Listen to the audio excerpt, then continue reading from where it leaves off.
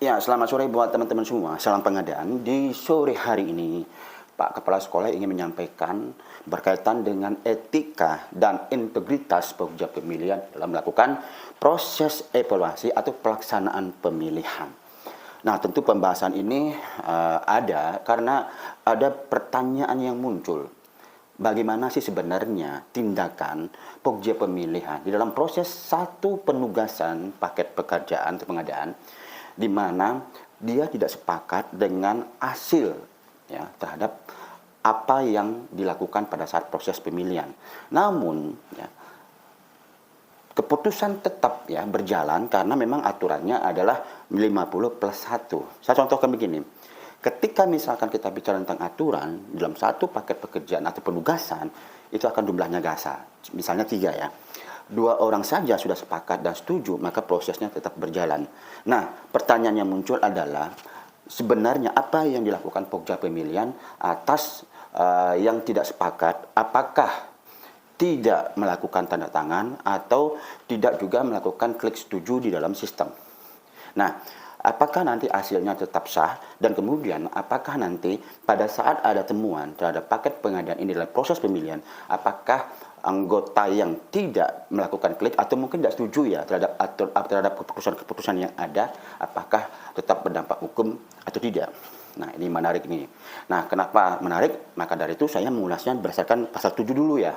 Kalau kita bicara tentang pasal 7 ya, itu di ayat 4-nya. 7 ini etika ya, 4-nya itu bertanggung jawab ya atas hasil keputusan. Artinya keputusan apa? Keputusan dari Pokja pemilihan itu sendiri, baik secara personal ataupun secara keanggotaan di dalam satu paket penugasan. Artinya apa? Ketika teman-teman itu tidak setuju atas hasil dari proses pemilihan, maka pertama adalah jangan lakukan ya. Teman-teman setuju atau klik sistem di dalam sistem, klik di dalam SPSE, ini biasanya akan diminta klik setuju ya pada saat biasanya penetapan pemenang. Artinya apa? Teman-teman yang tidak sepakat jangan mengklik dan buatkan alasannya. Jangan sampai alasan ini tidak dibuat ya, karena alasan ini mengacu kepada etika tadi di pasal 7. Bertanggung jawab nantinya. Apakah setuju atau tidak setuju? Kalau tidak setuju, tolong teman-teman yang tidak sepakat harus memberikan alasan dan bertanggung jawab terhadap kenapa tidak setuju. Ini yang dimaksud dengan etika tadi ya.